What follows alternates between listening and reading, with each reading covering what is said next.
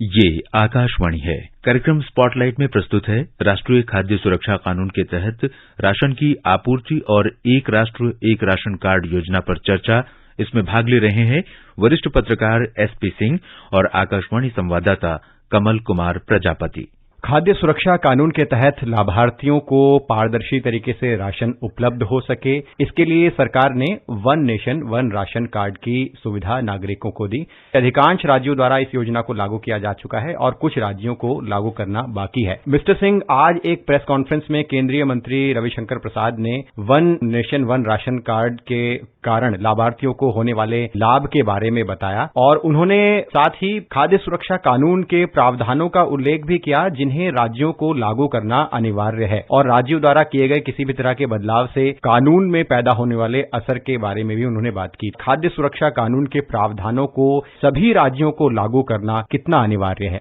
राष्ट्रीय खाद्य सुरक्षा कानून देश के सभी राज्यों को लागू करना है और सभी नागरिकों पर यह लागू होता है। यह देश की संसद से बनाया गया नेशनल फूड सिक्योरिटी एक्ट है, पारित कराया गया था 2013 में। इसके तहत देश के सभी लाभार्थियों को, सभी गरीबों को, खास तौर से 2/3 बड़ी आबादी को, इस देश के 80 करोड़ ऐसे लोग हैं जिनको राशन उपलब्ध होता है रियायती दर में। 1 रुपए में मोटा अनाज, 2 रुपए में गेहूं और 3 रुपए में चावल।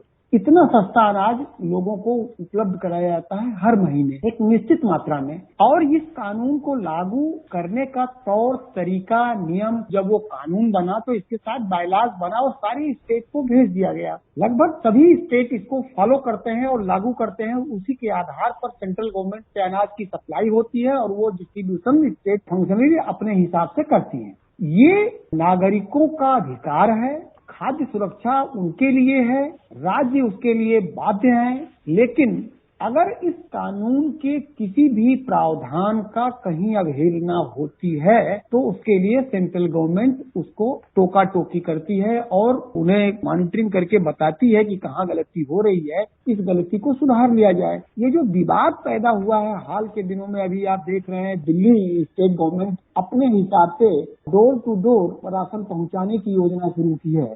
पूरे कानून में एक प्रावधान है, जो ये अनाज दिया जाता है वो कानून में एनएफएसए में राशन दुकानों का प्रावधान किया गया है कि जो दुकानें खोली जाएगी उन दुकानों से एक निश्चित परिधि के लोगों को राशन उपलब्ध कराया जाएगा और उन दुकानों का बाकायदा हर साल ऑडिट भी होगा, जिस ऑडिट के बारे में उन लाभार्थियों को, उस ग्राम सभा के या उस वार्ड के लोगों को बताया जाएगा कि इस दुकान के राशन देने के तौर तरीका या किसी के फायदा या नुकसान के बारे में पूरा एक चिट्ठा सबके सामने रखा जाता है ताकि दुकान की ट्रांसपेरेंसी और बनी रहे और उपभोक्ताओं का विश्वास उस दुकान पर बना रहे। अगर दुकान पर किसी तरह का सुबह संदेह पैदा होता है तो स्टेट गवर्नमेंट उसे रद्द करके दूसरी दुकान के लिए आवेदन किसी को देने को करती है और उचित जगह पे दुकान खुलती है। ये है प्रावधान। जैसा कि केंद्रीय मंत्री ने ये भी कहा कि अगर एक स्थापित व्यवस्था है one nation one ration card की, जिसे तकनीकी रूप से सशक्त बनाया गया है और उसमें पारदर्शिता लाई गई है, तो उस संदर्भ में जो प्रवासी श्रमिकों को या गरीबों को इससे लाभ है, उससे कितना लाभ है और इस योजना का एक पूरा जो ढांचा बनाया गया है उससे ये भी आपसे समझना चाहेंगे कि खाद्य सुरक्षा कानून को और कैसे इससे मजबूती मिली है। One nation one ration card, इसका कॉन्सेप्ट इस बात के लिए लाया गया कि इस देश में एक बड़ी आबादी है जो एक राज्य से दूसरे राज्य, एक जिले से दूसरे जिले, एक गांव से दूसरे गांव काम की तलाश में, रोजी और रोटी के लिए आती और जाती रहती है, पलायन करती रहती है। उस बड़ी आबादी को जहां पर वो जाए उसे भी सस्ता और रियायती अनाज उसी तरह से उपलब्ध होता रहे जैसे उसके गांव में या उसके वार्ड में या उसके शहर में, मोहल्ले में जैसे होता रहा है। इस व्यवस्था को सुचारू रूप देने के लिए one nation one ration card का कॉन्सेप्ट जब यह सरकार लेके आई तो इसको ज्यादातर स्टेट ने लागू कर दिया है। और आज की तारीख में आपको बताएं कि सिर्फ 4 स्टेट को छोड़कर, जिसमें वेस्ट बंगाल, असम, छत्तीसगढ़ और दिल्ली जैसे स्टेट हैं जहां पर one nation one ration card scheme लागू नहीं है। आखिर यह है क्या? इसमें व्यवस्था यह है कि जितने भी लाभार्थी हैं इस देश के हर लाभार्थी का बायोमेट्रिक लिया गया है और इस सारे राशन कार्ड कार्ड को, सारी दुकानों को, सारी व्यवस्था का ऑनलाइन कर दिया गया है और डिजिटलीकरण होने के चलते, सब बायोमेट्रिक होने के चलते हर लाभार्थी को आधार लिंक कर देने से एक ट्रांसपेरेंसी आ गई है। वजह यही थी कि कम से कम 2 करोड़ राशन कार्ड पकड़े गए, फर्जी राशन कार्ड पकड़े गए जब ये डिजिटलाइजेशन हो रहा था और कंप्यूटराइजेशन हो रहा था इस पूरे सिस्टम का। इस सिस्टम के चलते ट्रांसपेरेंसी आई और ये जो अनाज की लीकेज थे, उपभोक्ताओं की शिकायतें थी, बोगस राशन कार्ड की अव्यवस्था थी, गड़बड़ियां थी, ये सब का सब खत्म हो गया, या ये कह सकते हैं कि बहुत कम हो गया। इस व्यवस्था का कोई इजाद जिसके लिए किया गया कि अगर मान लीजिए कोई प्रवासी श्रमिक वेस्ट बंगाल से, राजस्थान से, केरल से दिल्ली आता है या कहीं का आदमी मुंबई जाता है शहरों में काम धाम के तलाश के लिए, तो उसे उस शहर में भी उतना राशन, उसके हिस्से का राशन जो उसका हक है कानूनी, जिसको राष्ट्रीय खाद्य सुरक्षा कानून जिसको हक देता है इसका, वो उसे वहाँ उपलब्ध हो। One nation one ration card की यही व्यवस्था है। इस पूरे कोरोना के पीरियड में पिछले अप्रैल 2020 से लेकर मई 2021 के दौरान 20 करोड़ पोर्टेबिलिटी यानी 20 करोड़ ऐसे लेन देन हुए जो अपने शहर से दूसरे शहर में या अपने ग्राम पंचायत से दूसरे ग्राम पंचायत में या अपने शहर से दूसरे शहर में या एक जिले से दूसरे जिले में, एक स्टेट से दूसरे स्टेट और इंट्रा स्टेट दोनों लाभार्थियों को जो पलायन किए, उन्होंने इस तरह का लेन देन किया। आपने केंद्र सरकार और दिल्ली सरकार के बीच में जो एक असमंजस है कानून के संबंध में उसकी बात की, तो उसमें मैं आपसे यही एक प्रश्न पूछना चाहूंगा। जैसा कि आज केंद्रीय मंत्री रविशंकर प्रसाद ने कहा कि केंद्र सरकार का कार्य है कि कानून से संबंधित पूरी योजनाओं को राज्यों का उसका वितरण करना और राज्यों का काम है कि उसे पारदर्शी तरीके से लोगों तक, चाहे वो पूरी व्यवस्था है, उसको उपलब्ध करवाना। तो किस तरह से इस अंतर को समझना पड़ेगा कि जो राशन की दुकानें हैं, बजाय कि कानून में बदलाव करके एक राशन की दुकानों की व्यवस्था को और लोगों को सही से राशन मिले उसको उपलब्ध करवाया जाए, इस अंतर को, स्पष्टता को कैसे समझा जाए? राष्ट्रीय खाद्य सुरक्षा कानून संसद से पारित है, उसके प्रावधानों को मंजूरी संसद ने दी है, इसलिए उसमें किसी भी तरह का संशोधन बदलाव करने का हक भी संसद को ही है। यही बात हमारे कानून मंत्री आज कह रहे थे। और जरूरत यह है कि संविधान जो कानून में जो व्यवस्था है उस व्यवस्था के तहत ही वन राशन या one nation one ration card या खाद्य सुरक्षा कानून के प्रावधानों के तहत कैसे वितरित किया जाए अनाज, उस व्यवस्था को लागू करने की बात सेंट्रल गवर्नमेंट यानी खाद्य मंत्रालय ने दिल्ली सरकार को लगातार ये बताती रही कि आप कानून के हिसाब से ही गरीबों तक, लाभार्थियों तक राशन पहुंचाएं। और उन दुकानों को जो दिल्ली में, आपको जानकारी के लिए बता दूं श्रोताओं के लिए, दिल्ली में 2000 राशन दुकानें हैं और उन राशन दुकानों पर 70 ई-पॉस मशीन है, पॉइंट ऑफ सेल मशीन है, ऑनलाइन मशीन है, ऐसी मशीन जिससे बायोमेट्रिक अंगुली लगाते ही लाभार्थी को पूरा ब्यौरा पता चल जाता है कि ये कहाँ का रहने वाला है, इसको कितना राशन दिया जा सकता है। और सेंट्रल गवर्नमेंट से लेकर स्टेट गवर्नमेंट की मशीनरी इस बात का पता कर सकती है कि राशन में कोई घालमेल या कोई लीकेज या किसी गलत व्यक्ति को राशन नहीं दिया जा रहा है। सेंट्रल गवर्नमेंट ने स्टेट गवर्नमेंट को सिर्फ इतना कहा कि आप राशन की दुकानों के थ्रू ही राशन बांटें, जबकि स्टेट गवर्नमेंट की ने एक नई योजना के तहत उसमें एक थोड़ा संशोधन करके कानून में दुकानों के बजाय एक नई व्यवस्था करके कहा कि हम उपभोक्ताओं के घर तक राशन पहुंचाने की व्यवस्था करेंगे। लेकिन दिक्कत उसमें ये आ रही है कि पीओएस मशीन यहाँ नहीं चलाई जा रही है दिल्ली सरकार के अंदर। दिल्ली स्टेट के अंदर जो पीओएस मशीन है थ्रू ऑनलाइन डिलीवरी नहीं की जा रही है। सबसे बड़ी मुश्किल तो यह पैदा होगी कि किस लाभार्थी को राशन दिया गया, किसके घर राशन पहुंचा, इसका रिकॉर्ड कौन रखेगा। दूसरी बात कि जो श्रमिक बाहर से पलायन करके आया है, यहाँ वो मजदूर जो दूसरी स्टेट से यहाँ के 10 से 15 लाख 20 लाख लोग यहाँ दिल्ली में बैठे हैं या दिल्ली से बाहर में जिन स्टेट से नहीं है व्यवस्था वहाँ गए हुए हैं, तो उन्हें कैसे राशन मिलेगा, इससे कोई व्यवस्था नहीं की गई है। और उन्हें अगर राशन दिया जा रहा है तो किस आधार पर दिया जा रहा है, इसका कोई ब्यौरा नहीं है। तो ये जो ट्रांसपेरेंसी की कमी है, कानून के साथ छेड़छाड़ है सेंट्रल गवर्नमेंट की, ये आपत्ति है जिसे स्टेट गवर्नमेंट से कहा कि इसे आप सुधार लें। दूसरी बात, आज ही सुप्रीम कोर्ट ने one nation one ration card की व्यवस्था को लागू करने के लिए फटकार लगाई है, क्योंकि वेस्ट बंगाल में भी ये लागू नहीं है।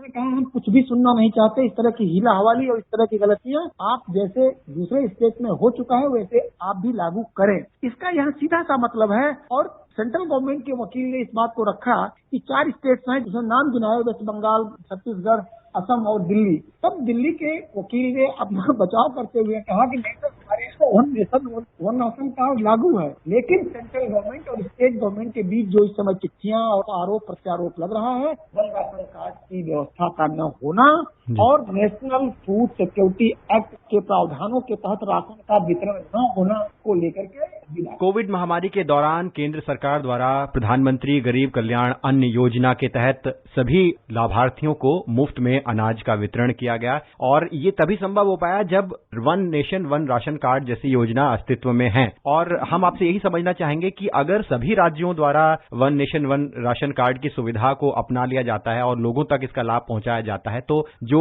प्रधानमंत्री गरीब कल्याण अन्न योजना जैसी इस संवेदनशील समय में योजना निकाली गई है उसका लाभ पहुंचने में कितनी आसानी होगी सभी लाभार्थियों तक? देखिए, भारत सरकार ने कोरोना के पीरियड में लोगों को संकट न हो, पिछले साल स्थिति खराब हुई थी तो सेंट्रल गवर्नमेंट ने देश के 80 करोड़ से अधिक आबादी को मुफ्त राशन पूरे 8 महीने वितरित किया। जब इस साल का दूसरी लहर आई कोरोना की और एक अलग तरह की स्थिति पैदा हुई तो गरीब लाभार्थी हैं, इन्हें कैसे राशन दिया जाए, इसके लिए भारत सरकार ने मई और जून के लिए 2 महीने के लिए योजना शुरू की, जिसमें 55 करोड़ बेनिफिशियरी ने मई और जून में ये अपना लिया था, राशन उठाया था। और प्रधानमंत्री ने इसी सप्ताह अपने एक भाषण में उन्होंने प्रधानमंत्री गरीब कल्याण अन्न योजना को बढ़ाकर नवंबर तक कर दिया, यानी दिवाली तक इस साल 7 महीने राशन मुफ्त दिया जाएगा। लेकिन ये तभी संभव है और तभी पारदर्शिता के साथ हर राशन के उपभोक्ता को ये राशन दिया जा सकता है जब राशन की दुकानों को उचित तरीके से चलाया जाए, राशन की दुकानों पर पीओएस मशीन को संचालित रखा जाए, ऑपरेशनल हो, वहां पर उनके आधार सीडिंग हो, आधार सीडिंग के साथ उनका बायोमेट्रिक हो और ताकि उचित उपभोक्ता को राशन ही मिले। कहीं राशन दुकानदार या बीच की कड़ी से कहीं राशन कहीं खुले बाजार में न बेच दिया जाए। इस तरह की गड़बड़ियों को रोकने के लिए कंप्यूटराइजेशन, ऑनलाइन सिस्टम और डिजिटलीकरण और one nation one ration card की स्कीम भारत सरकार ने शुरू की है ताकि लोगों को पहुंचे। और सोचिए कि इस पूरे पीरियड के दौरान जिसको मुफ्त राशन दिया जाना है, मुफ्त राशन में 1 किलो अनाज, सोचिए गेहूं अगर है वह आज की तारीख में 27 से 28 रुपया किलो लागत उसकी आ रही है। 28 रुपए का गेहूं अगर 2 रुपए में बिकता है और अगर वो गलती से लीकेज हो जाए, वो कहीं और चला जाए तो खुले बाजार में बेच दिया जाए तो एक तो उपभोक्ता का हक मारा जाएगा, दूसरा बाजार का पूरा समीकरण खराब कर देगा, तीसरा बेईमानी होगी और चौथा लोगों की जेब का खजाने का पैसा गलत जगह चला जाएगा। इसे रोकने के लिए ये व्यवस्था की गई है। योजनाओं को तकनीकी तौर पर सशक्त करने की ओर जो सरकार की पहल है, चाहे वो कोई भी योजना हो, इससे लाभार्थियों को होने वाले पारदर्शी लाभ में किस तरह से मदद मिल रही है? देखिए, योजना बनाना कोई बड़ी बात नहीं है। योजना बनाना, योजना को इम्प्लीमेंट करना और पारदर्शिता के साथ लागू करना चीजें हैं। अगर तीनों एक साथ काम करें तो हमें नहीं लगता कि कोई योजना को कारगर होने से रोक सकता है। जो माइग्रेंट लेबर होती है, जो एक दूसरे जगह से पलायन करती है, भारत सरकार ने अभी 2.5 करोड़ लोगों को, जो रैग पिकर्स हैं यानी जो कूड़ा बीनते हैं, इस गलियों में घूम घूम कर सामान बेचते हैं, दिहाड़ी मजदूर हैं, बेघर श्रमिक हैं जिनका कोई पता ठिकाना नहीं है, घुमंतू जातियां हैं, इन सारे लोगों का पता करने के लिए हर स्टेट से कहा है कि अभी 2.5 करोड़ और लोगों को राशन देने की स्थिति में भारत सरकार मुफ्त दे सकती है अगर आप इन्हें चिन्हित करें और चिन्हित करके इनको सिस्टम में लाएं। तो देखिए, भारत सरकार अपनी ओर से जो व्यवस्था कर रही है वो पुख्ता योजना है और उसे लागू करने की जिम्मेदारी स्टेट गवर्नमेंट की है। स्टेट और सेंटर मिलकर पारदर्शिता के अवयव का अगर पालन करें तो हमें लगता है कि कोई भी योजना कारगर होने से नहीं रहेगी और ये बड़ी बात होगी कि योजना बने और आखिरी व्यक्ति तक उसका लाभ मिले। मिस्टर सिंह, आपका धन्यवाद। धन्यवाद। अभी आप सुन रहे थे राष्ट्रीय खाद्य सुरक्षा कानून के तहत राशन की आपूर्ति और एक राष्ट्र एक राशन कार्ड योजना पर चर्चा। इसमें भाग ले रहे थे वरिष्ठ पत्रकार एसपी सिंह और आकाशवाणी संवाददाता कमल कुमार प्रजापति। ये कार्यक्रम आकाशवाणी के समाचार सेवा प्रभाग द्वारा प्रस्तुत किया गया। इसे आप हमारे mobile app news on AIR पर भी सुन सकते हैं। इस कार्यक्रम के संबंध में अपनी प्रतिक्रिया आप हमें ईमेल कर सकते हैं। पता है airnsdtalks@gmail.com। ये कार्यक्रम फिर से सुनने के लिए लॉग ऑन करें हमारी वेबसाइट newsonair.com।